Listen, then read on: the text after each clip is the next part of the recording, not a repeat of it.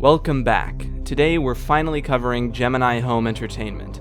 And holy hell is there a lot to cover. Like, a lot. But before we start, look at this image. You've seen it before, so I'm just gonna say, please subscribe because that would be nice. Thank you. So let's just start. Gemini Home Entertainment is an analog horror series which takes place in Minnesota, or I guess all of the universe too. Anyway, it spans 12 videos, a video game, and a few community posts. So let's start with the videos, and then we're going to analyze what they mean. Now, there being 12 of them, I'm gonna try really hard to make this brief.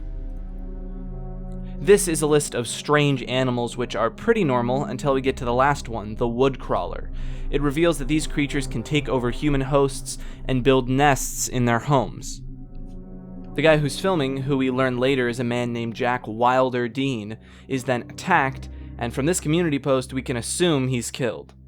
In this video, we are introduced to Harbinge Technologies and the concept of a storm bunker, which is really a bunker used to hide from the woodcrawlers. The main takeaway from this one is this aluminum hemisphere that they instruct you to install in the bunker, the shortwave radio, and these lights that are in the field, which later are revealed to be woodcrawler eyes. This starts as an informational video about the ocean and begins talking about the Mariana Trench. It talks about its unknown depths, and then we can see a woodcrawler down there, presumably in the trench. This is a regnad, which is danger backwards, showcase of an AI who writes children's poems. It generates different versions of a story which never seem to end well for somebody named Jack, which is a familiar name. The line that's really important here is "listen to the silver box," which I assume to be the shortwave radio from the storm bunker.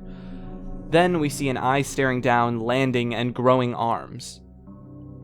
This is an informational video about the solar system. However, we learn a little more about this eye that we saw in the previous tape, and where these woodcrawlers might come from. Saturn's rings are the gateway, Neptune's storm is the lens, Neptune has been mutated, the iris seems to be Venus, and then we see a light beam down throughout the solar system. This is an advertisement for a campground called Moonlight Acres. Among their activities, there's a Skylights event, and they bring up some of the camp lore. Skinwalker sightings and mysterious men that the camp made a deal with. They also warn not to answer the knocking. It shows a list of vessels who did answer the knocking, and then we see a woodcrawler who was the one knocking. This is an ad for a game that you can actually play called Lethal Omen. One thing to note is that the game's design was made partially with Regnad AI. Thanks to MacG on YouTube, we can see all the endings. You can check his video out in the description, but the really important aspects of each of the endings, I think, are these. One of the endings has you escape into a bunker from a woodcrawler. This also ends with a fake person screaming for help, and a large silhouette orb, probably the eye, appearing in the sky. Another ending has you jump up to a secret door where a bunch of notes and TVs are. There's a mannequin, and then you see the whole camp filled with mannequins. In another ending, you enter a secret part of the forest where some sort of infection has taken over, and there's a big pit. Noises come from the pit, and you die when you fall through it. There's also an ending if you sort of clip out of bounds where you can see a crashed police car. Finally, you have the true ending. In this ending, a bunch of enemies stand around this strange outcropping which almost reminds me of ribs. You go into a specific spot and get a game over, but are then teleported to somewhere similar at night. There's a sign that reads, "Shifting tendons shape anatomy. There are fewer livestock now. Wretched hands tap my window. A stranger's fangs scrape the walls." You can see enemies staring at you. You approach a cabin and go to a TV where reality begins to shift. Finally, you get a game over with the iris staring at you from the TV. This tape is a survival guide for the wilderness by Jack Wilder, who we've seen before. It introduces us to a plant known as nature's mockery. It causes hallucinations, sudden muscular paralysis, body disfigurement, flesh decay.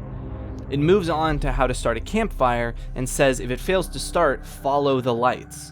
We can see someone walking toward a figure who's yelling for help in the same way that the fake person in the game did.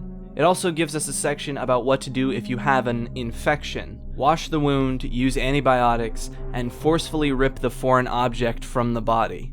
In this tape, it's all about a sleep visualizer. Now, there's not a lot that's important, but here are a few things. The headpiece you wear is an aluminum hemisphere, just like the bunker, but smaller. We also see people with mannequin heads relating back to the mannequin ending in the game.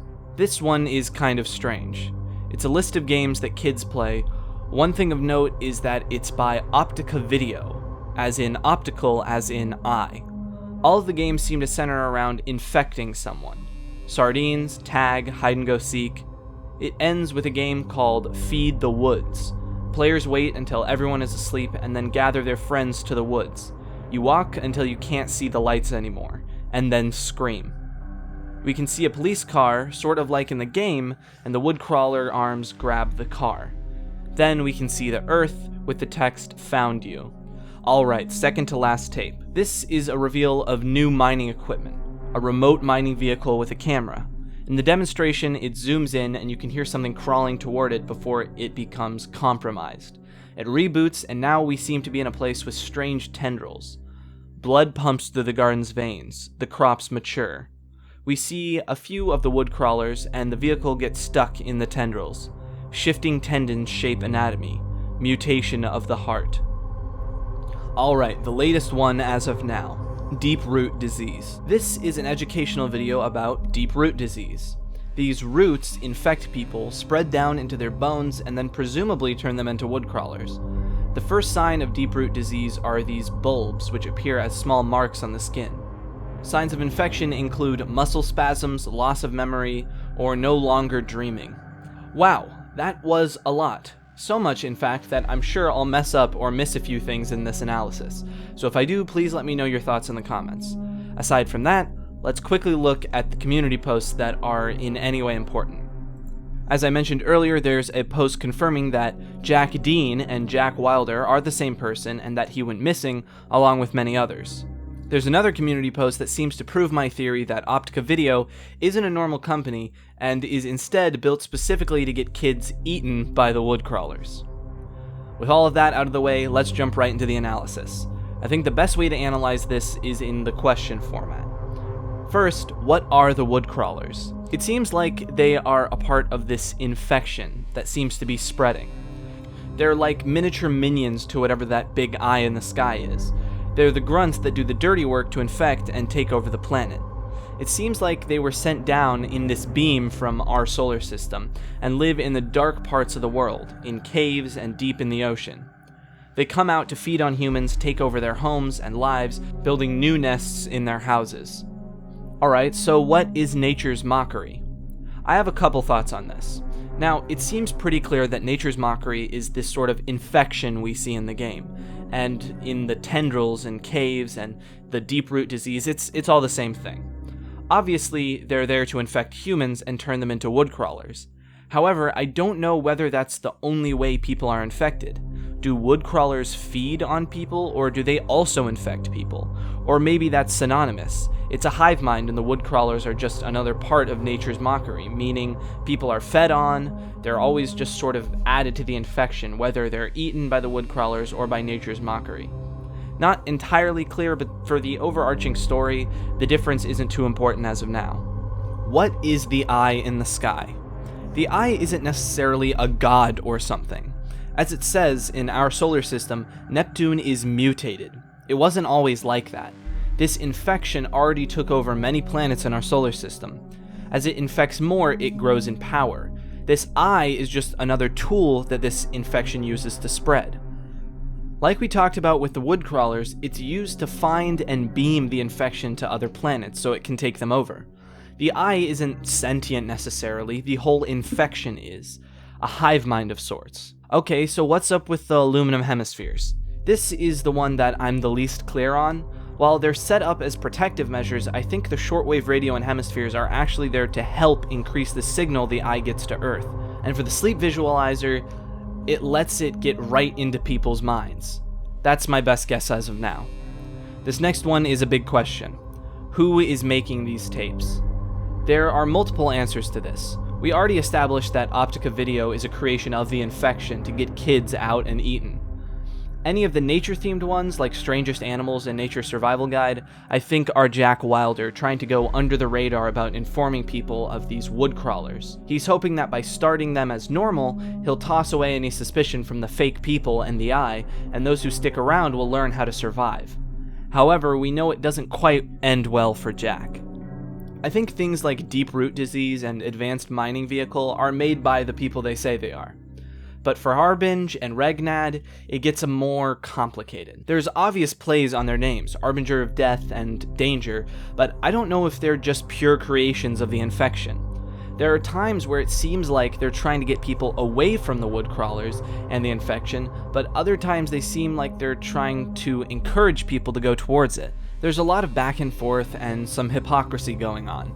I think these are real tech companies that are being influenced by the eye. The AI that Regnad is working on is being changed to distort the video game and change the children's poems. And I think that might be in part because of the hemispheres creating a powerful connection to the eye. And considering how far ahead their machine learning AI is for what is presumably the 80s or 90s, maybe these companies made a deal with the same men the Moonlight Acres campground did, to have advanced technology without realizing the repercussions. And speaking of Moonlight Acres, this is the last question I'm going to try and answer in this video. What's up with Moonlight Acres? To me, it's pretty simple, but there's also not a lot of evidence to go on. The campground was being mercilessly attacked by skinwalkers, aka woodcrawlers. So these men the campground made a deal with, who are likely woodcrawlers themselves, proposed this. You let us continue to feed here, but we give you an out. If you don't answer the door, we can't come in. If you don't out us to the world and keep it a secret, we can give you a safety measure and make sure your camp doesn't get shut down. The woodcrawlers feed on anyone who answers the door or any camp staff that don't cooperate, example being the vessels, and they take care of any police calls. In return, Moonlight Acres stays running, and there are probably less deaths than there were before. It's a little bit of a reach, but to me it fits, and I don't have a lot of other information to go on.